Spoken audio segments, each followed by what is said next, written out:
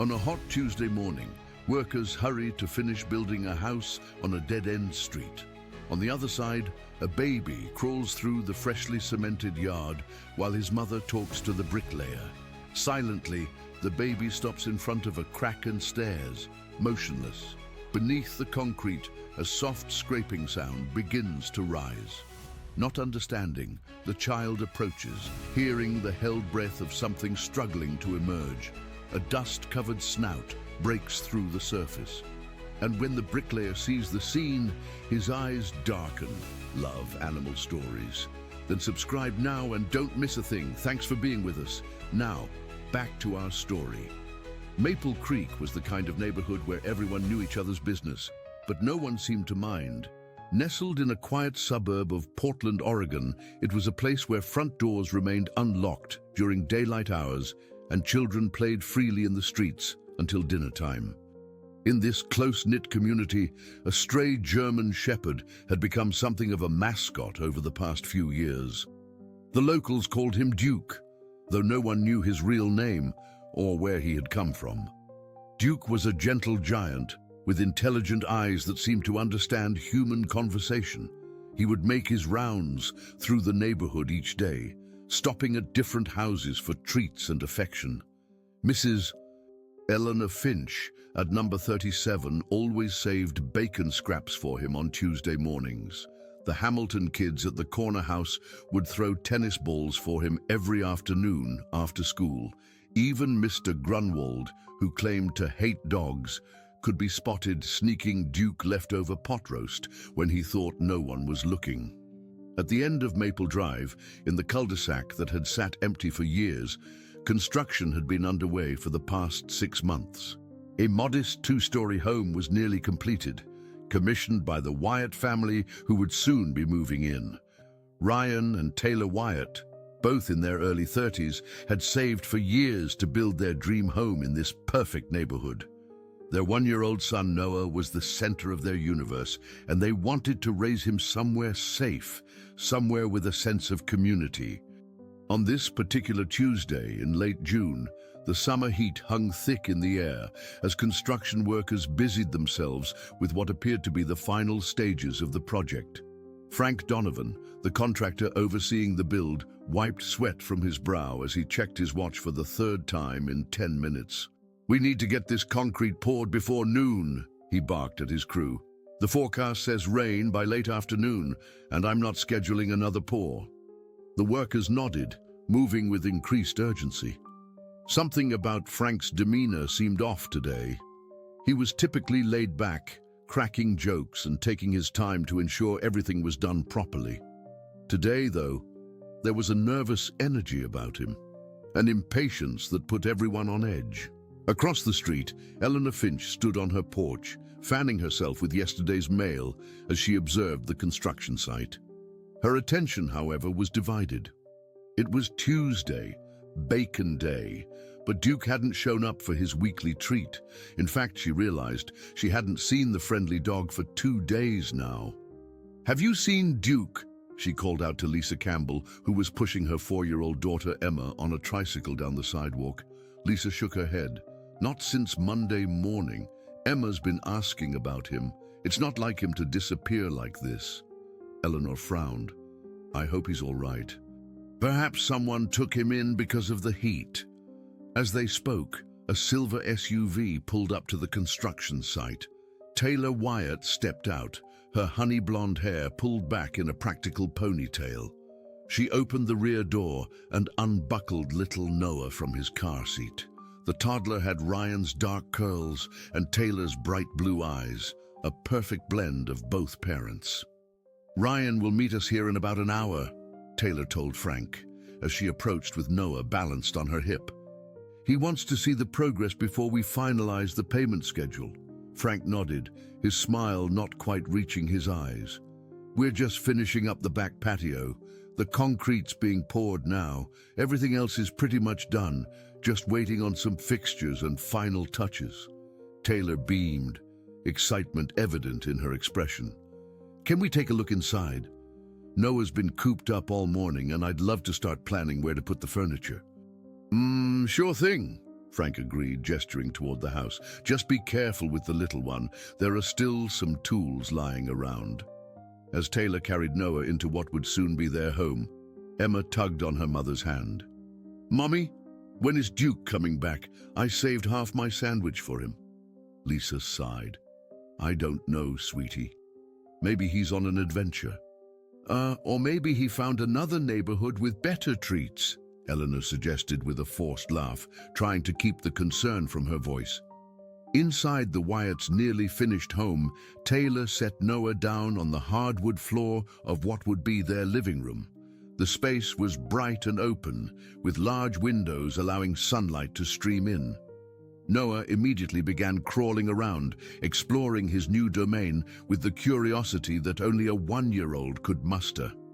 "Look, Noah, this is going to be your new home," Taylor said, following behind him. "Your bedroom is upstairs, with a big window where you can see the stars at night." While Taylor was distracted by a text message from Ryan, Noah crawled toward the back of the house, where French doors opened onto the newly framed patio. The nanny they had hired for the day, Jessica Porter, a college student from the nearby university, followed close behind. "Mrs. Wyatt, should I keep him away from the construction area?" Jessica called out. "Yes, please," Taylor replied, her attention still on her phone. "Ryan says he's running late. Something about a client emergency." Outside, the concrete truck had just finished pouring the patio slab. The workers were smoothing the surface, their movements hurried under Frank's watchful eye. No one noticed the subtle indentation near the far corner of the patio, a small area where the concrete seemed to settle differently than the rest. Jessica stood at the French doors, keeping Noah inside while watching the men work. "Look, Noah, they're making your new patio. Soon you'll be able to play out there." Noah babbled happily, his small hands pressed against the glass doors. For a moment, Jessica thought she heard something, a muffled sound coming from the freshly poured concrete. She shook her head. It must have been one of the workers, or maybe just the settling concrete. As the day progressed, the neighborhood continued its usual routine. Children played, adults went about their business, and the construction crew packed up their equipment. No one gave much thought to Duke's continued absence. After all, stray dogs sometimes wandered off for a day or two. That evening, as darkness fell over Maple Creek, a strange disquiet settled over the neighborhood.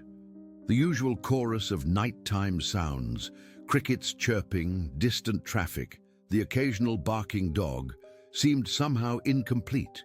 The children who had waited for Duke to return home eventually went to bed disappointed, placing treats on their porches in hopes that the friendly German Shepherd would find his way back by morning.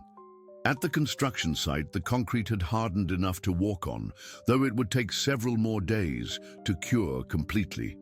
The Wyatt family's dream home stood silent in the moonlight, unaware of the drama that would unfold within its walls in the days to come.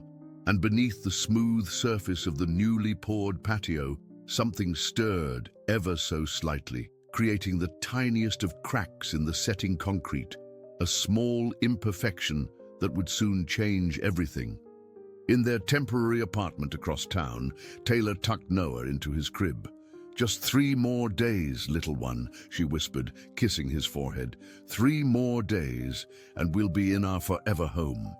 Noah drifted off to sleep, unaware that he would soon play a pivotal role in an extraordinary rescue that would bring an entire community together and forge a bond unlike any other.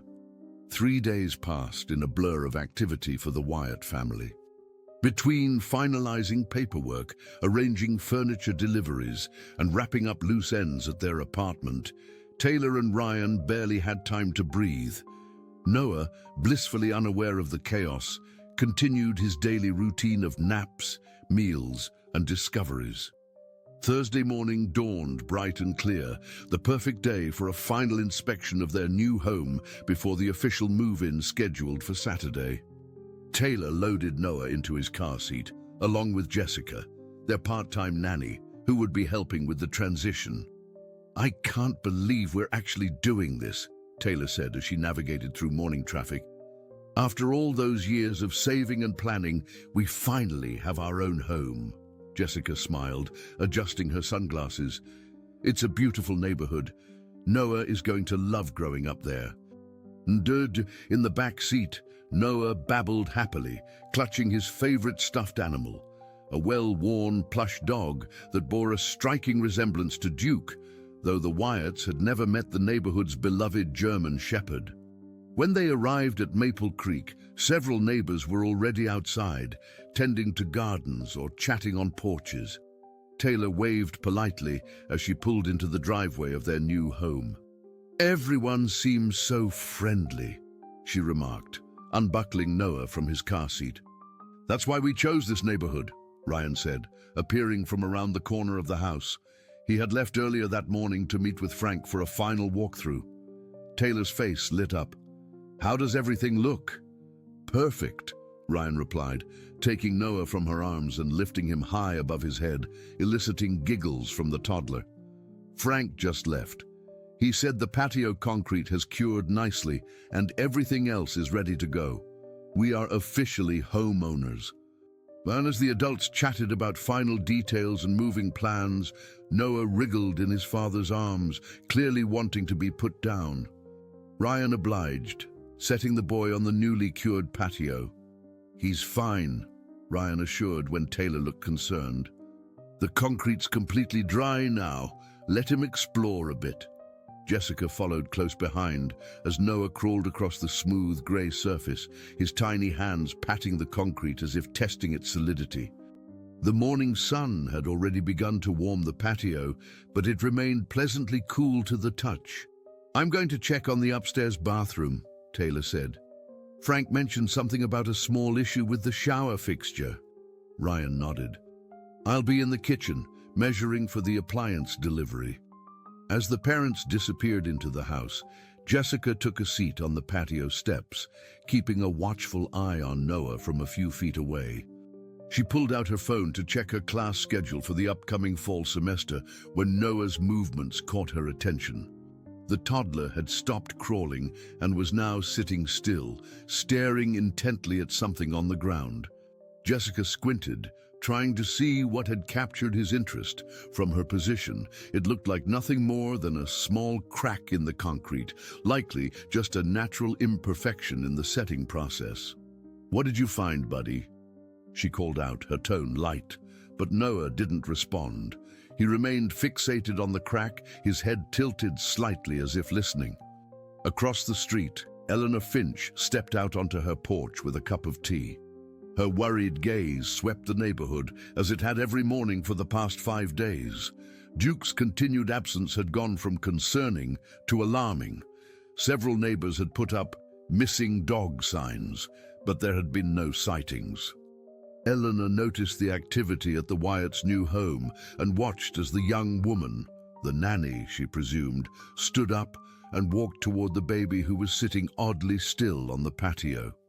Inside the house, Taylor was checking the upstairs bathroom when her phone buzzed with a text from her mother.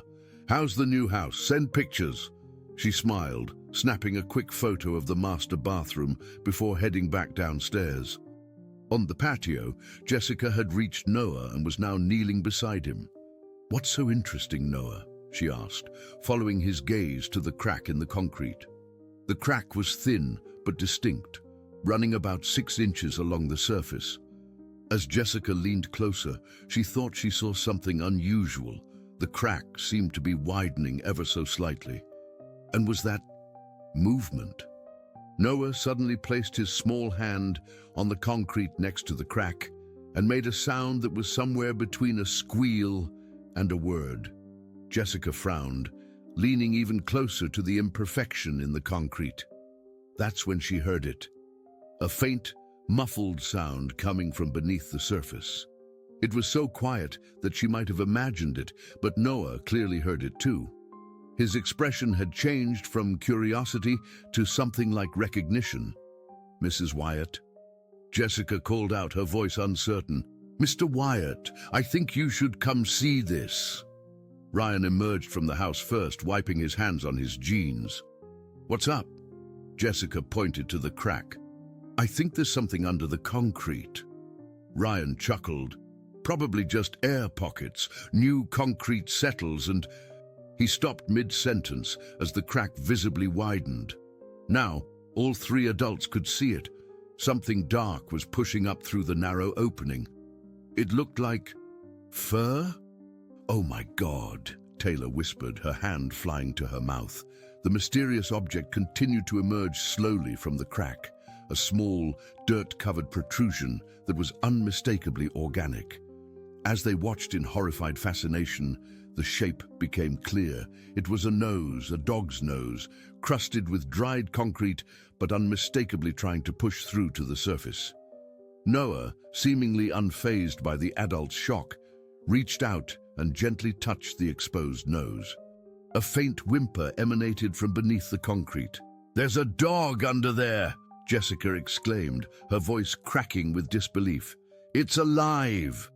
Ryan immediately dropped to his knees, examining the crack more closely. "This is impossible," he muttered.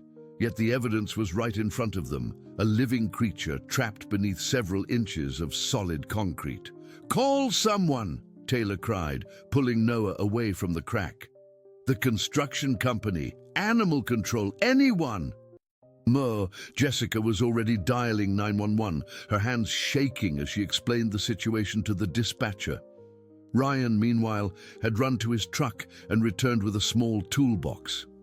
"We can't wait," he said grimly, selecting a chisel and hammer. "If there's a dog under there, it's been trapped for days without water." By now, the commotion had attracted attention.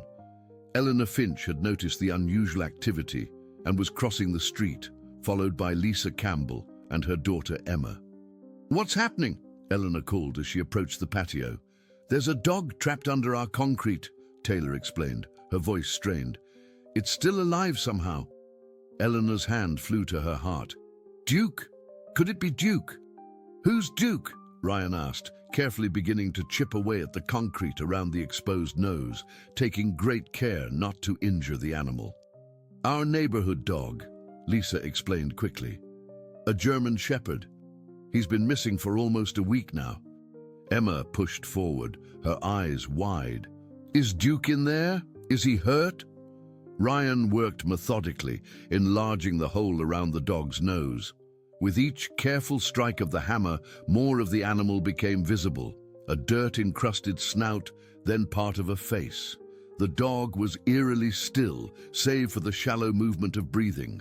More neighbors had gathered now, watching in stunned silence as Ryan continued his desperate rescue attempt. Someone had brought water in a bowl, ready to offer it to the trapped animal.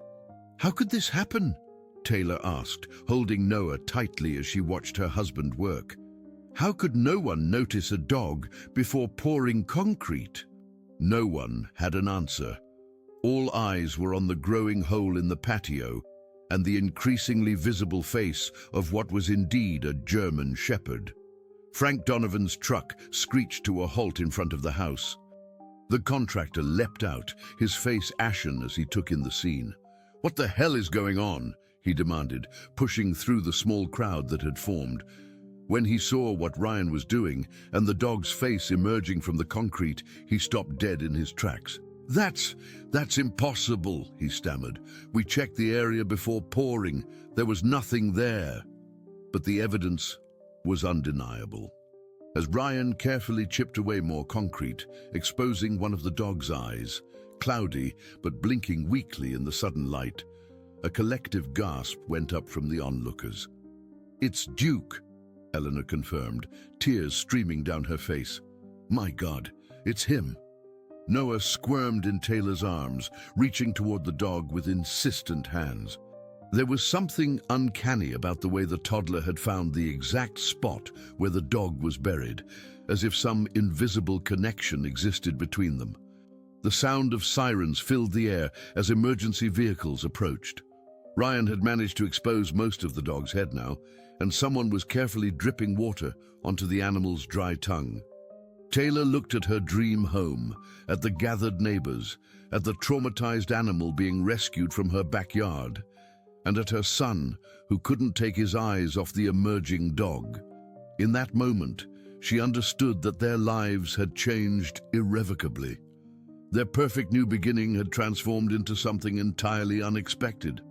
What had been a simple story of a family moving into their dream home had suddenly become a tale of survival, community, and an inexplicable bond between a child and an animal that should never have been discovered. As animal control officers and emergency workers took over the rescue operation, the question on everyone's mind was the same. How had Duke ended up entombed in concrete? And how had he managed to survive? The answers would challenge everything they thought they knew about their peaceful neighborhood, about the construction of their home, and about the connections that bind living creatures together in ways that defy explanation. And at the center of it all was little Noah Wyatt, who had somehow known exactly where to look for a friend he had never met. The next few hours unfolded in a blur of activity that transformed the quiet cul-de-sac into something resembling a disaster zone. 2 police cars, an animal control van, and a vehicle from the local emergency veterinary service lined the street.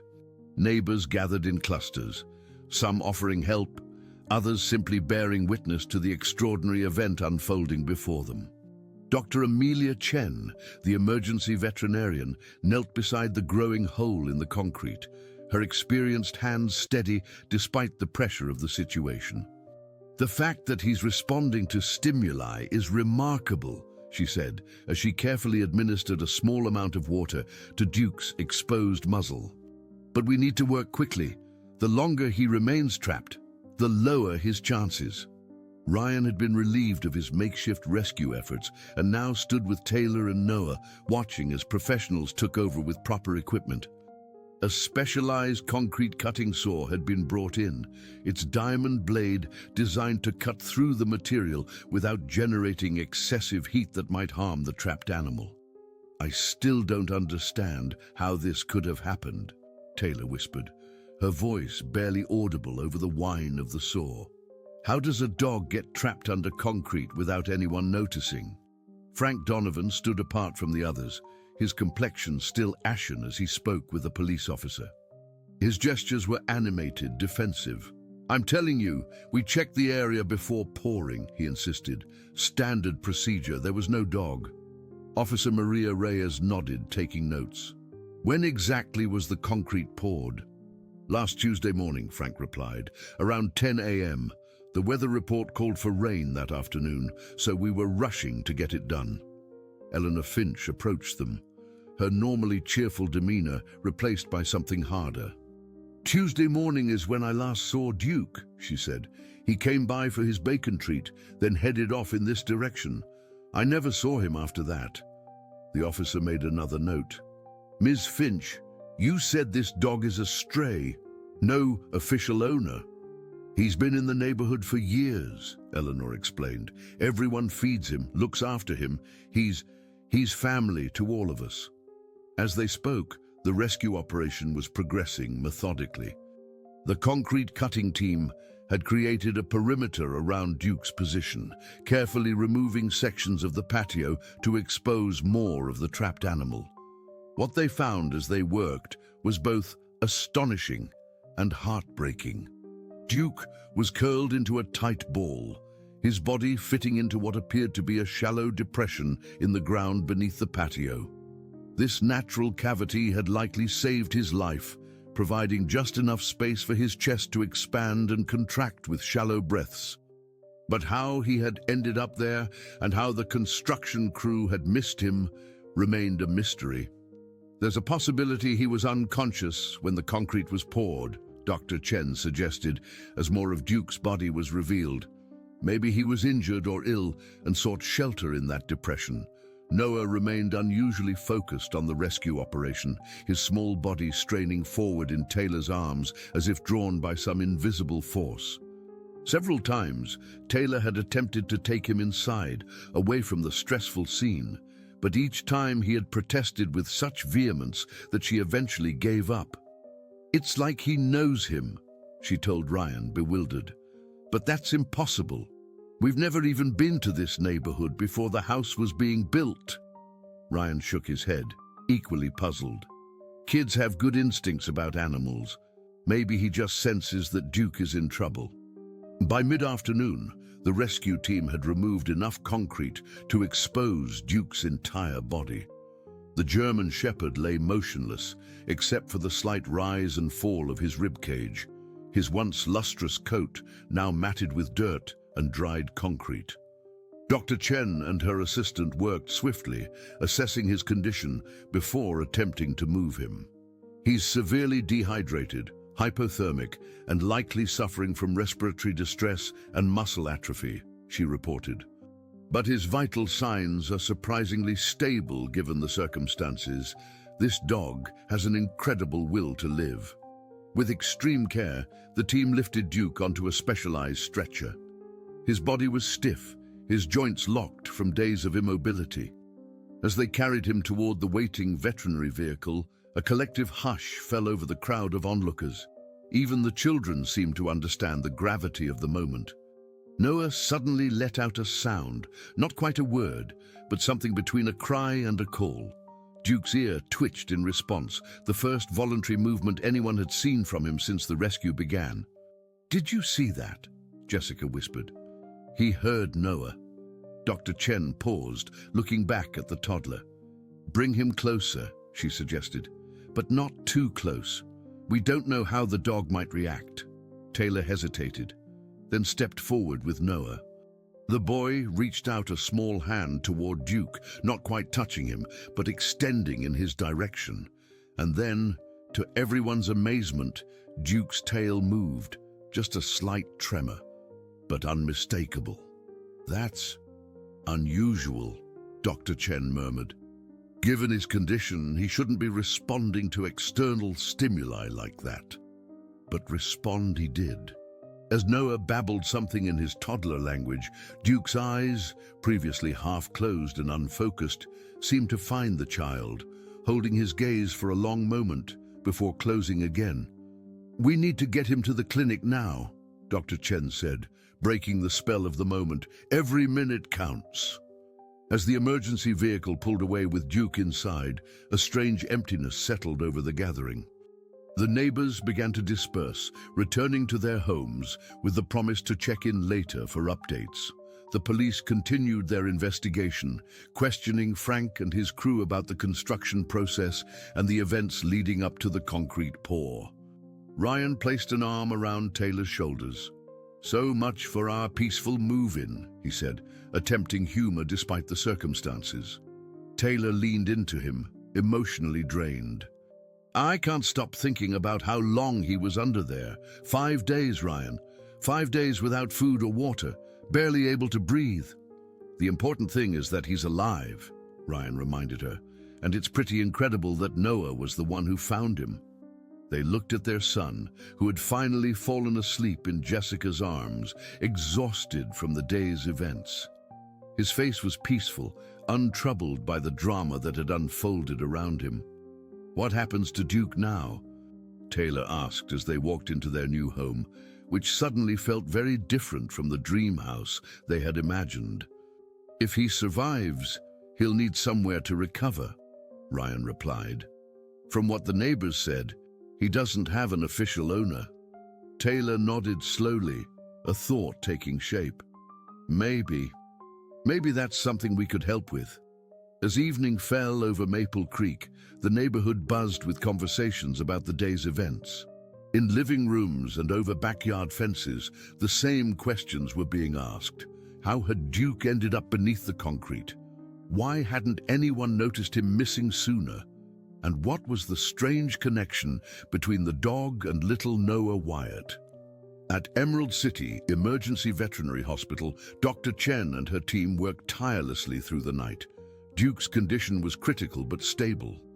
They had cleaned his coat, administered fluids, and begun treatment for pressure sores and respiratory issues. He remained largely unresponsive, except for one curious behavior.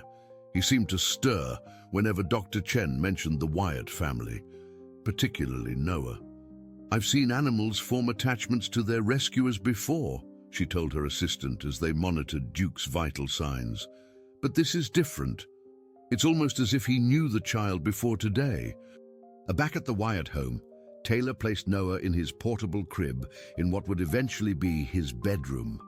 The house that had seemed so perfect just that morning now felt tainted by the day's events.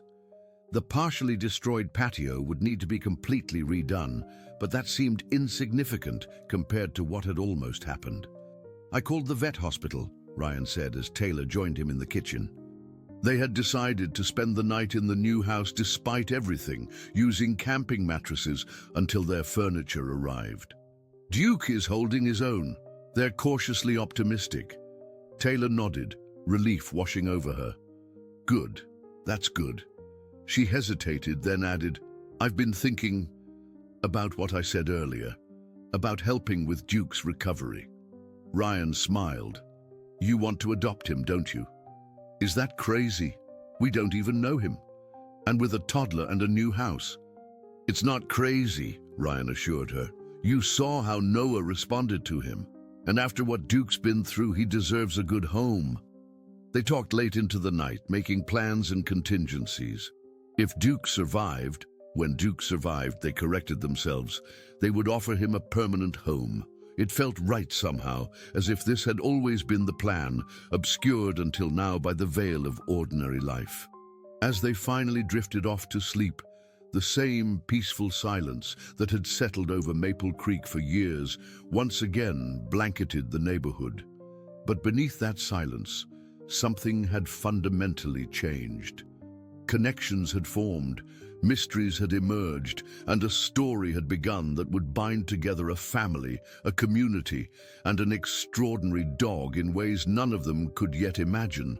At the veterinary hospital, Duke's eyes opened briefly in the darkened treatment room. For a moment, he seemed alert, his gaze fixed on some distant point as if he could see through the walls across the city to where a small boy slept peacefully in a new home. Then, with a soft sigh, he closed his eyes again, his body finally surrendering to the healing power of rest. Dr. Chen, checking on him one last time before ending her shift, noticed something peculiar. Despite everything he had endured, despite the trauma and the pain, the German Shepherd's tail had moved again. Just a slight wag, but in the silent room it seemed to carry a message of hope. Against all odds, Duke had survived. And somehow, against even greater odds, he had been found by exactly the right person at exactly the right time. The morning after Duke's rescue dawned with a surreal quality for the Wyatt family. Taylor awoke early, momentarily disoriented by the unfamiliar surroundings of their new home. The events of the previous day came rushing back as she heard Ryan speaking in hushed tones on his phone in the hallway.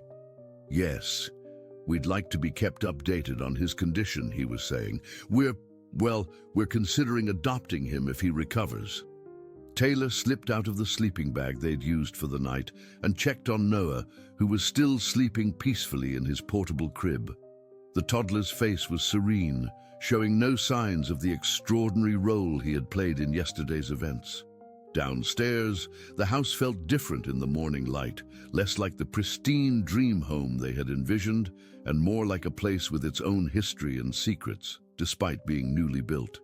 Through the French doors, Taylor could see the damaged patio, where yellow caution tape now cordoned off the area where Duke had been rescued.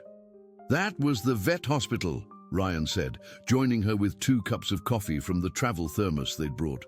"Duke made it through the night. He's still critical but stable. Dr. Chen says his vital signs are improving." Taylor accepted the coffee gratefully. "What happens now? With the investigation, I mean." Officer Reyes called too. "They're coming back this morning to speak with us and Frank again. They want to understand exactly how Duke ended up under the concrete." Taylor shuddered. "Do they think someone did it deliberately?" Ryan hesitated before answering. "They're not ruling anything out at this point." The doorbell rang, interrupting their conversation. Ryan opened the front door to find Eleanor Finch standing on their porch, a basket in her hands. "I hope I'm not intruding," she said apologetically. "I brought some muffins and thought you might like an update from the neighborhood perspective." They invited her in, grateful for both the food and the company. As they sat at the kitchen counter, they had no furniture yet beyond what they'd brought for the night. Eleanor filled them in on the neighborhood's reaction to yesterday's events. "Everyone's talking about it, of course," she explained, pouring herself a cup of coffee. "Duke is something of a local celebrity, you see. He's been part of Maple Creek for nearly 5 years now." "Do you know where he came from originally?" Taylor asked, curious about the dog's history. Eleanor shook her head. "He just showed up one day, thin and skittish. Old Mr. Peterson. He passed away last year, started feeding him, and gradually Duke became more comfortable around people. Never enough to be caught and taken to a shelter, mind you, but friendly enough that we all looked out for him." Ryan leaned forward. "And no one ever tried to officially adopt him?" "Several families considered it," Eleanor explained, "but Duke always seemed to prefer his freedom. He'd accept food and affection but would never stay in one place for long. That's why his disappearance was so concerning. It wasn't like him to miss his regular visits." As they talked, the sound of car doors slamming announced the arrival of the police. Officer Reyes had returned, accompanied by a man in plain clothes who introduced himself as Detective Marcus Powell. "We'd like to take a more detailed look at the construction site," the detective explained after preliminary introductions, "and we'll need to speak with everyone who was involved in the concrete pour last Tuesday." Frank Donovan arrived shortly afterward, looking like he hadn't slept. His usual confident demeanor had evaporated, replaced by nervous energy and defensive posturing. "I've brought all the documentation for the project," he said, placing a folder on the kitchen counter.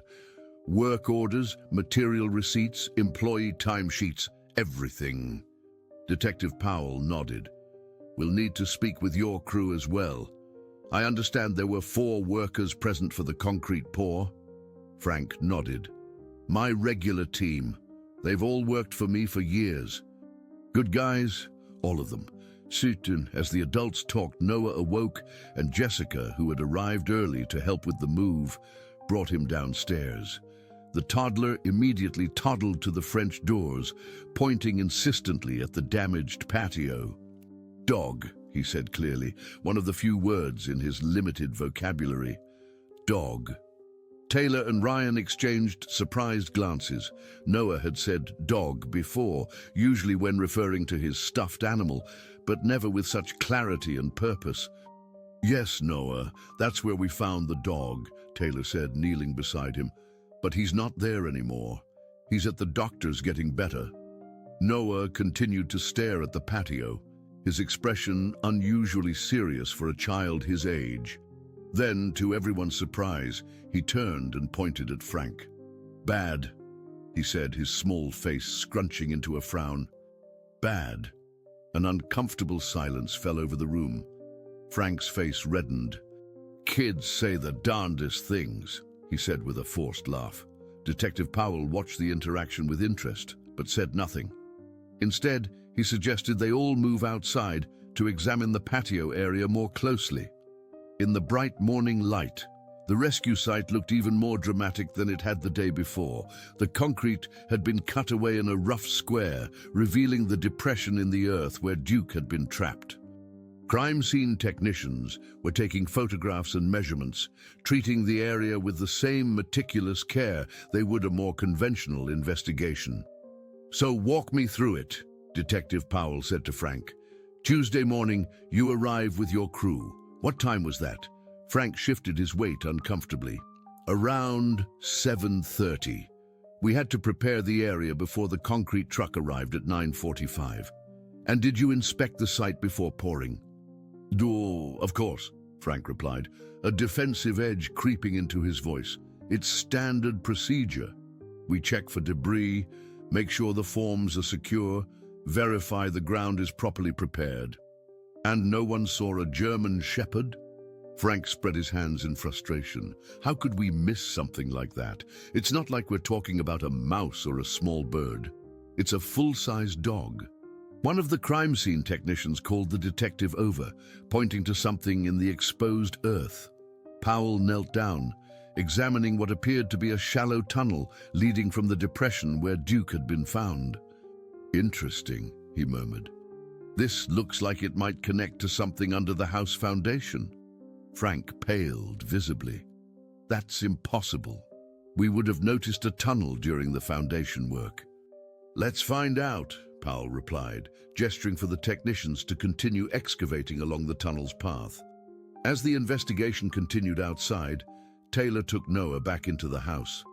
The toddler was becoming increasingly agitated, alternating between pointing at the patio and at Frank. "I don't understand what's gotten into him," Taylor told Ryan when he came to check on them. "It's like he's trying to tell us something." Ryan ran a hand through his hair. "Maybe we should take him to see Duke.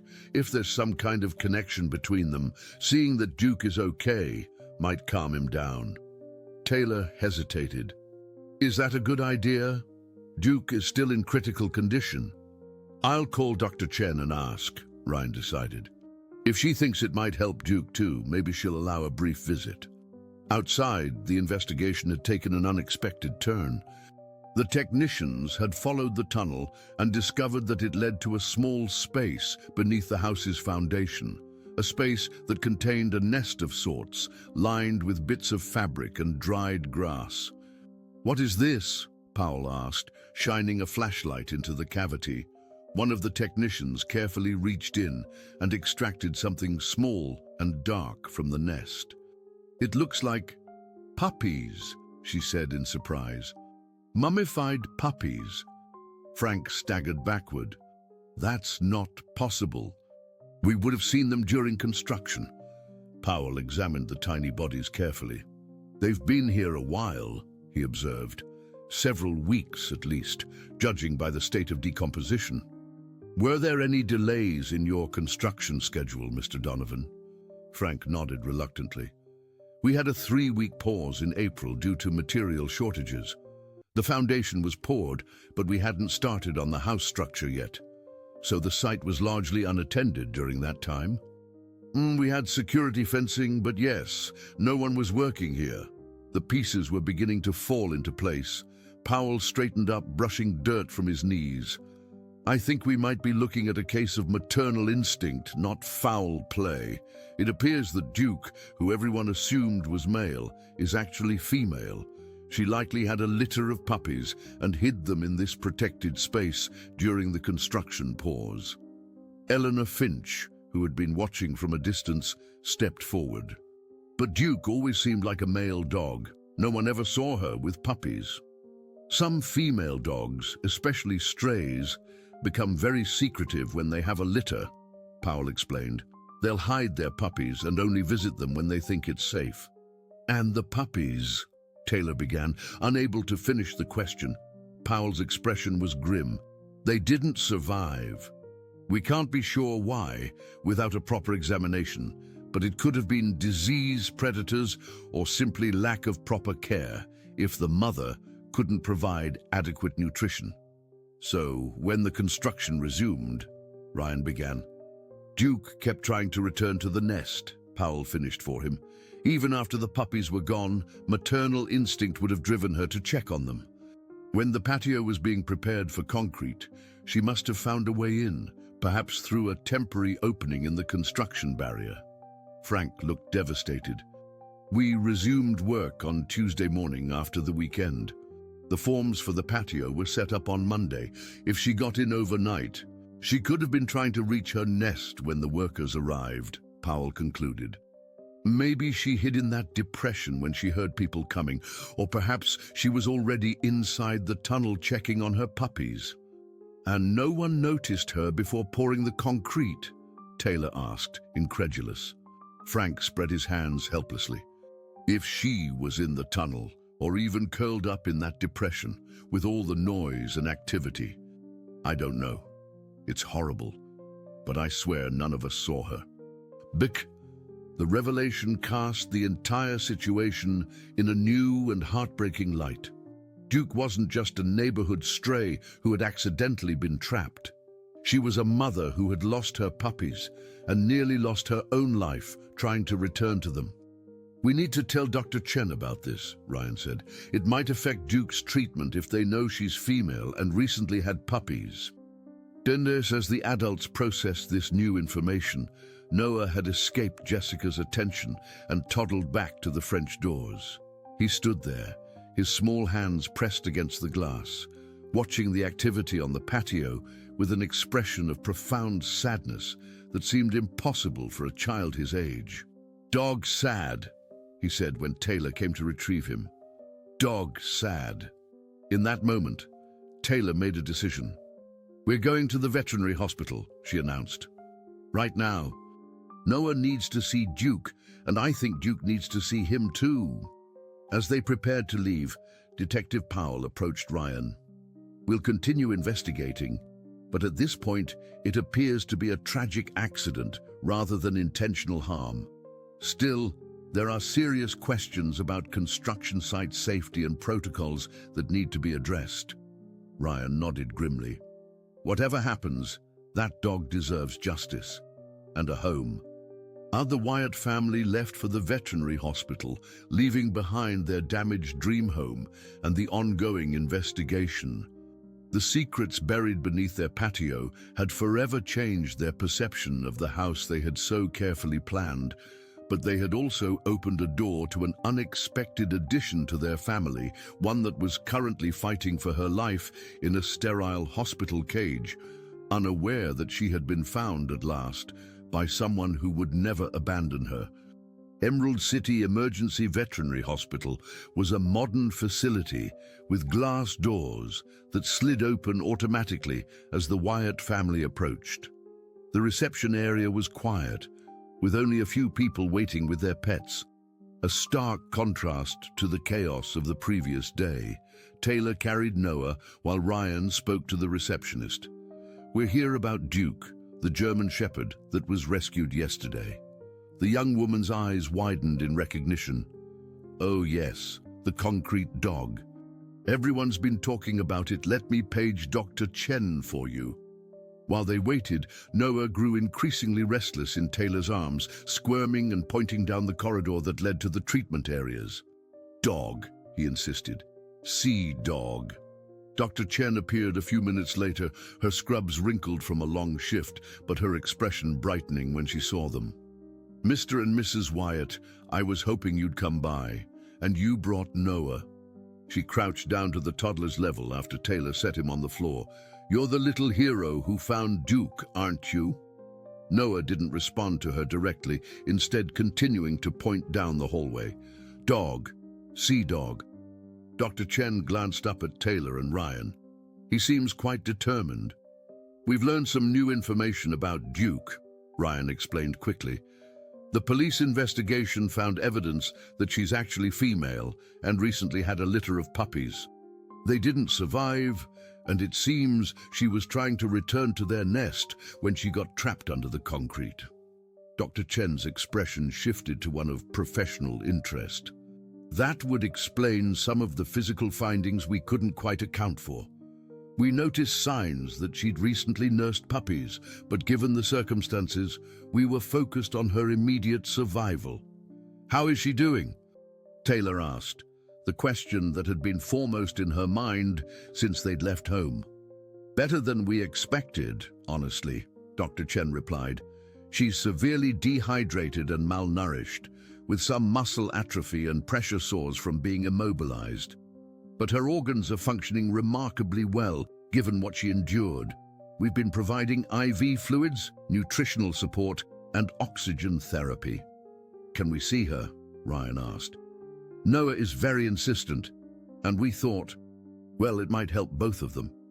Dr. Chen considered the request. "Normally, we restrict visits to critical patients, but this is an unusual case. Duke has shown more responsiveness when we mention your family, especially Noah. A brief visit might actually be beneficial, as long as you're prepared for how she looks. She's connected to various monitors and still very weak." They followed Dr. Chen down the hallway to a special recovery ward. Through a glass window, they could see Duke lying on a padded mat, an IV line in her foreleg and monitoring equipment surrounding her. Her coat had been cleaned of concrete residue, but still looked dull and patchy. Her eyes were closed, her breathing shallow but regular. Noah pressed his hands against the glass, utterly focused on the dog.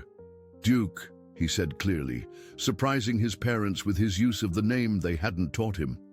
Inside the room, something remarkable happened. Duke's ear twitched, then her eyes fluttered open. Despite her weakness, she lifted her head slightly, her gaze fixing on the small boy at the window. "That's the most movement we've seen from her since she arrived," Dr. Chen said, amazement evident in her voice. "I think she senses him somehow." "Can we go in?" Taylor asked. "Just for a minute." After instructing them on how to maintain a sterile environment, Dr. Chen allowed the family to enter the recovery room. Noah immediately wriggled down from Taylor's arms and approached Duke's bedside with no fear, only a solemn purpose that seemed beyond his years. "Careful, Noah," Ryan cautioned, ready to intervene if necessary. "She's very sick," but there was no need for concern. Noah stopped a foot away from Duke's mat, then slowly sat down on the floor, his eyes never leaving the dog's face. "Duke sad," he said softly. "Duke better." Duke's tail moved weakly against the mat. Once, twice. Then with visible effort, she extended her muzzle toward Noah, not quite able to reach him, but clearly trying to make contact. Dr. Chen watched in fascination. "This is extraordinary. The connection between them is unlike anything I've seen, especially given that they supposedly never met before yesterday." Taylor knelt beside Noah, tears forming in her eyes. "We're going to take care of you, Duke," she promised, her voice breaking slightly. "When you're better, you're coming home with us." At those words, Duke's tail moved again, more purposefully this time. Her eyes, though clouded with exhaustion, remained fixed on Noah. "I think she understands," Ryan said softly. "Somehow, she knows we're not just visitors." They stayed for 15 minutes, Noah sitting quietly by Duke's side while Taylor and Ryan spoke with Dr. Chen about the long-term care Duke would need. The veterinarian was cautiously optimistic about her recovery, but warned that it would be a slow process. She'll need physical therapy to regain muscle strength, a carefully managed diet to address the malnutrition, and close monitoring for any delayed effects from the trauma, Dr. Chen explained. And that's just the physical aspects. Psychologically, she may experience anxiety, fear, or behavioral changes. "We're prepared for that," Ryan assured her, "whatever she needs." As they prepared to leave, Noah leaned forward, bringing his face close to Duke's. "Come home," he whispered, patting the dog's paw gently. "Noah, home." Duke made a soft sound, not quite a whine, not quite a sigh, and her eyes slowly closed again, the brief surge of energy exhausted. "That's enough for today," Dr. Chen said gently. "She needs rest, but this visit has been good for her. Her vital signs are actually stronger now than they were this morning." Outside the hospital, as they buckled Noah into his car seat, Taylor and Ryan exchanged looks of wonder and determination. "You saw that connection, right?" Taylor asked. "It wasn't just my imagination?" Ryan shook his head. "Definitely not your imagination. It's like they know each other from somewhere." "Do you think—" Taylor hesitated, then continued. "Do you think Noah somehow sensed where Duke was yesterday? That he was drawn to that specific spot on the patio for a reason?" "I don't know," Ryan admitted. "I've always been a practical person, but what are the odds that he would crawl to exactly the right spot, out of that entire patio?" As they drove back to Maple Creek, both parents were lost in thought, trying to make sense of the inexplicable bond between their son and Duke. Noah, meanwhile, had fallen asleep in his car seat, his face peaceful for the first time since the rescue. When they arrived home, they found that work had already begun to repair the damaged patio. Frank Donovan had arranged for a crew to remove the remaining concrete and prepare for a new pour at no cost to the Wyatts. "It's the least I can do," Frank told them when Ryan called to thank him. "I still can't believe what happened. I've been doing this work for 20 years and never had anything like this occur." The investigation had officially concluded that Duke's entrapment was an accident, the result of a tragic sequence of events rather than negligence or cruelty. Still, Frank had implemented new safety protocols for his company, including thorough site inspections before any concrete work. Over the next few days, the Wyatt family settled into a new routine. Their furniture was delivered, and they began the process of turning the house into a home. But every day included a visit to the veterinary hospital, where Duke's condition gradually improved. By the end of the week, Duke was able to stand with assistance. Her eyes were clearer, her responses more alert, and every time Noah entered the room, her entire demeanor changed. Her tail would wag, her ears would perk up, and she would make soft, whining sounds of what seemed like joy. "She's making remarkable progress," Dr. Chen told them during their Saturday visit. "Much faster than we anticipated. If this continues, she might be ready for discharge by the end of next week." This news prompted a flurry of preparation at the Wyatt home. Ryan installed baby gates that could be repurposed as dog barriers if needed. Taylor ordered a special orthopedic dog bed and researched the best foods for a recovering canine. They even attended a special training session with a veterinary behaviorist who specialized in traumatized animals. "Remember that Duke has been a stray for years," the behaviorist, Dr. Monica Patel, reminded them. "Adjusting to life inside a home will be a significant transition, regardless of her physical condition." "Do you think she'll be able to adapt?" Taylor asked, worried. "We don't want to cause her more stress." Dr. Patel smiled. "Dogs are remarkably resilient creatures, and Duke has already shown an extraordinary bond with your family, especially Noah. That connection will help her enormously during the transition." The neighborhood had rallied around Duke's recovery as well. Eleanor Finch organized a schedule of volunteers to help with dog sitting once Duke came home. The Campbell family donated toys and supplies. Even Mr. Grunwald, the supposedly dog-hating neighbor, built a custom ramp to help Duke navigate the steps to the Wyatt's front porch. "She's brought us all together," Eleanor observed during one of her frequent visits. "It's like she was meant to be part of this community all along." 10 days after the rescue, Dr. Chen announced that Duke was ready to go home. Her recovery was far from complete. She still walked with an unsteady gait and tired easily, but her vital signs were stable and she was eating normally. "The best medicine for her now is a loving home environment," Dr. Chen said, as she prepared the discharge paperwork. "She'll need to return for weekly checkups and physical therapy, but she's ready for the next phase of her recovery." The day Duke came home to Maple Creek was one the neighborhood would long remember. Residents lined the street, applauding as Ryan carefully lifted her from the car. Duke looked around with cautious interest, her tail giving a tentative wag as she recognized familiar faces from her previous life. Noah, who had been chattering excitedly all morning, suddenly became very still when Duke was brought into the house. He watched with solemn attention as Ryan settled her onto the plush new dog bed they had placed in the living room. Once Duke was comfortable, Noah approached slowly and sat beside her, placing a small hand on her freshly groomed coat. "Duke home," he said simply. "Duke stay."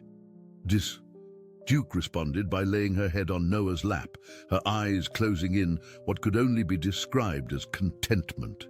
In that moment, something settled into place, a puzzle piece that completed a picture none of them had realized they were building. As evening fell on Duke's first day in her new home, the Wyatt family gathered in the living room. The repaired patio gleamed in the setting sun, no trace remaining of the trauma that had occurred there. Yet the memory of that day would always be part of the house's history, a reminder of how close they had come to never knowing Duke at all. "Do you think she knows this is permanent?" Taylor asked as they watched Noah and Duke dozing together on the dog bed. that she doesn't have to wander anymore. Ryan slipped an arm around her shoulders.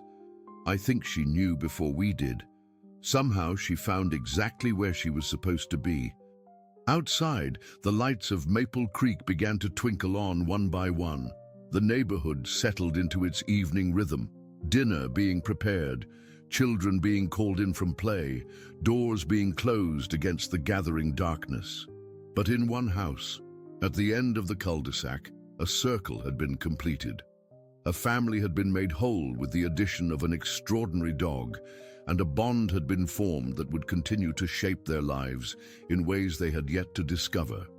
6 months had passed since the day Duke was rescued from beneath the concrete patio. Maple Creek had cycled through the golden days of summer into the crisp embrace of fall, and now winter approached with gentle warning in the shortening days and cooling temperatures. The Wyatt house, once known in the neighborhood primarily as the place where they found that dog in the concrete, had evolved into simply the Wyatt place, where Noah and Duke could often be seen playing in the front yard under Taylor's watchful eye. The trauma of those early days had faded, replaced by the comfortable rhythms of family life, albeit a family that included a remarkably special German shepherd. Duke's recovery had progressed better than anyone had expected. Her coat had regained its lustrous sheen, thick and healthy, against the approaching winter chill. She had put on weight, her once visible ribs now covered with proper muscle. If she sometimes favored her right hind leg when tired or occasionally startled at sudden loud noises, these were small reminders of an ordeal that could have claimed her life. On this particular Saturday morning in late November, Taylor stood at the kitchen window, watching as Ryan supervised Noah and Duke playing in the yard. At 2 years old now, Noah was more verbal, more coordinated, and if possible, even more attached to Duke than before. "Careful, Noah," she heard Ryan caution as the toddler threw a ball with surprising accuracy for Duke to chase. "Remember, Duke needs gentle play." But Duke seemed unconcerned about gentle play this morning. She bounded after the ball with puppyish enthusiasm, bringing it back to drop at Noah's feet, her tail wagging expectantly for the next throw.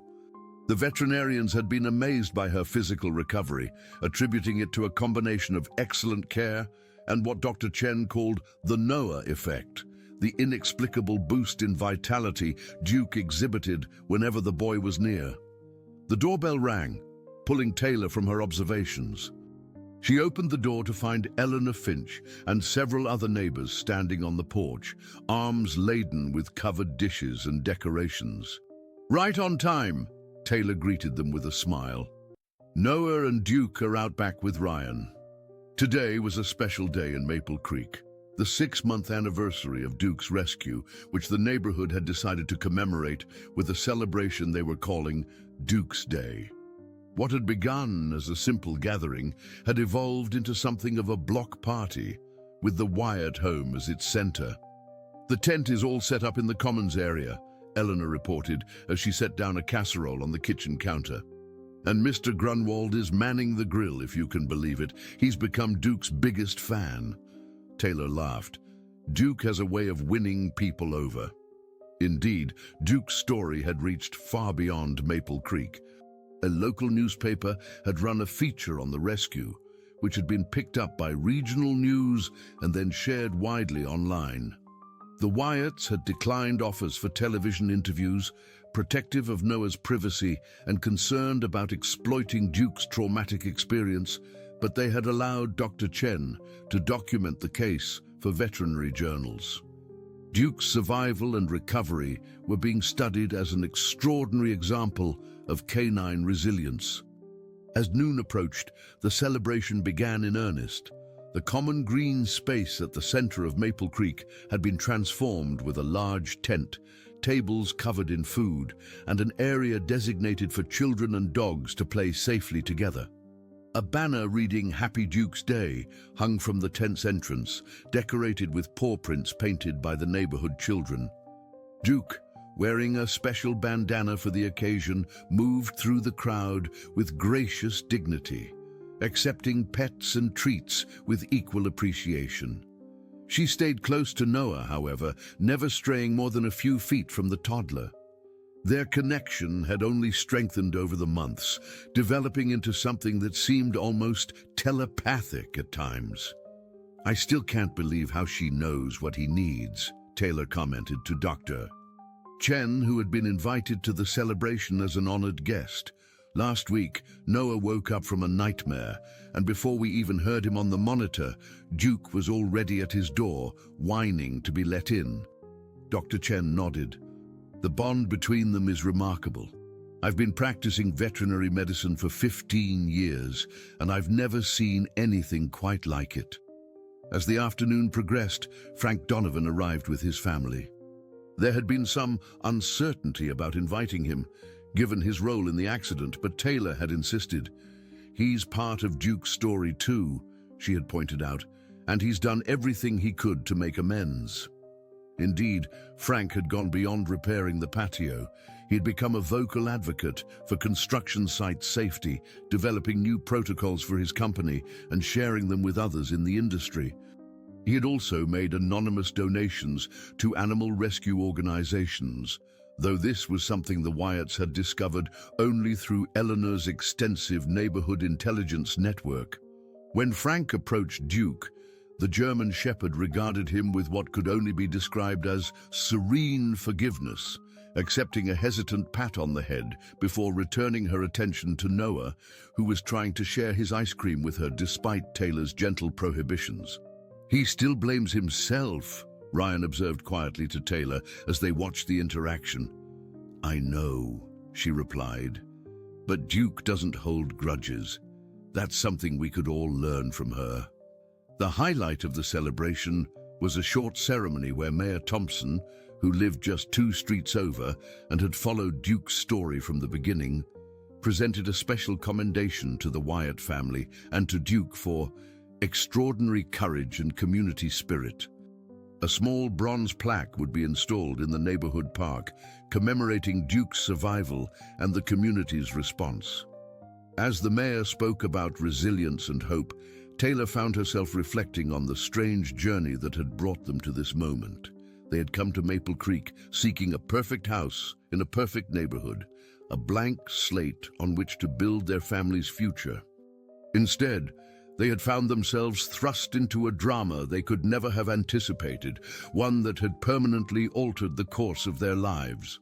The house they had so carefully designed now bore the invisible imprints of Duke's story. From the rebuilt patio that served as a reminder of her rescue to the modifications they had made for her comfort as she recovered.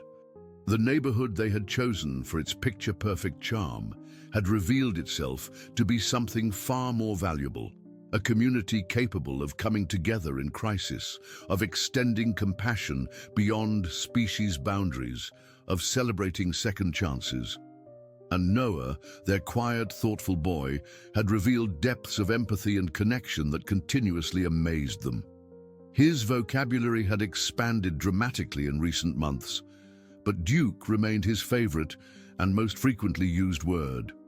The bond between child and dog had evolved into a partnership of sorts, each seeming to understand the other on a level that transcended ordinary communication.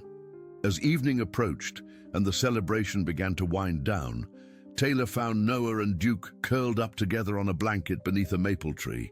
The boy was sound asleep, one arm flung across Duke's neck, while the dog remained alert, her eyes scanning the surroundings as if on guard duty. "He's exhausted," Ryan said, joining Taylor. "Should we head home?" Taylor nodded, but as Ryan bent to pick up Noah, Duke rose to her feet with surprising agility. She gently took the edge of the blanket in her teeth and began to pull it and Noah in the direction of home. "I think she's got this," Taylor laughed, walking alongside as Duke carefully dragged the blanket with Noah still sleeping soundly on top of it.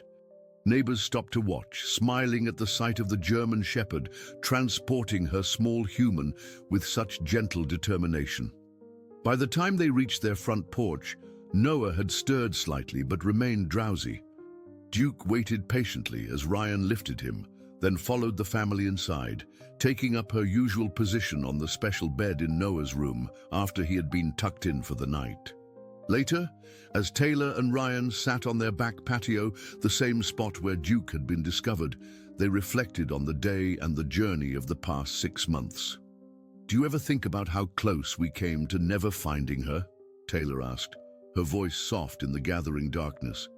If Noah hadn't been so drawn to that exact spot. Ryan nodded, his expression thoughtful. "I've thought about it a lot, actually.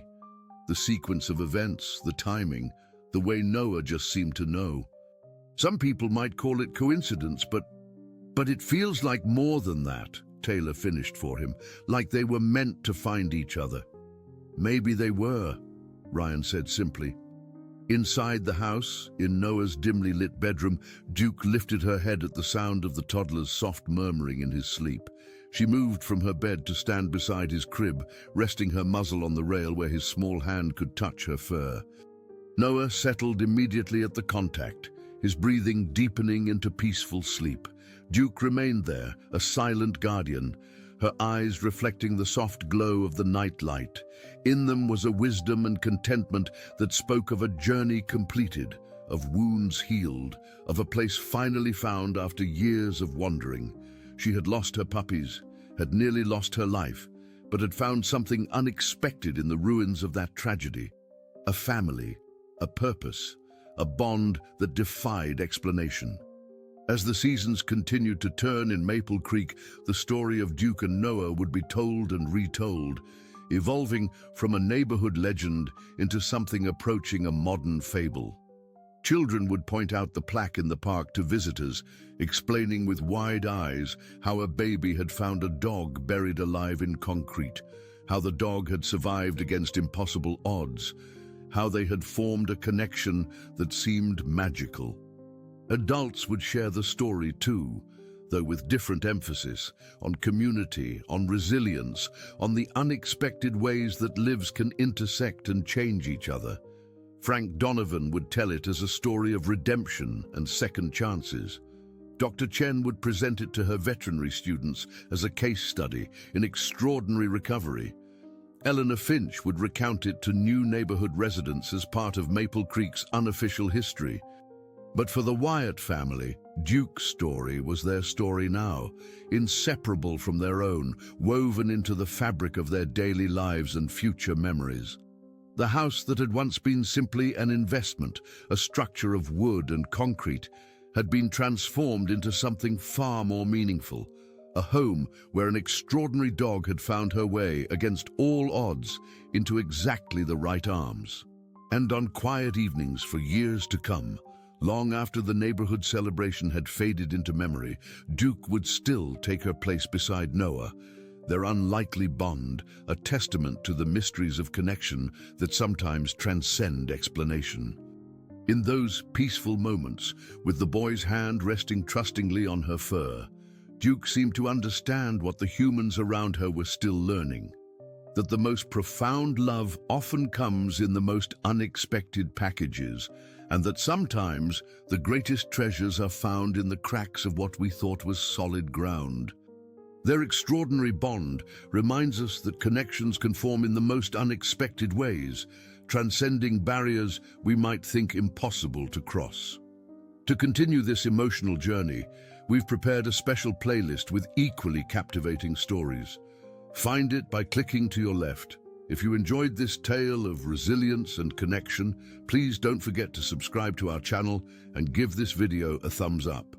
Every day, we bring unique stories that explore the complexity of life and the remarkable bonds we form.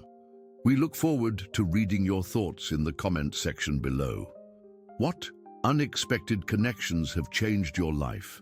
Share your story with our community of listeners.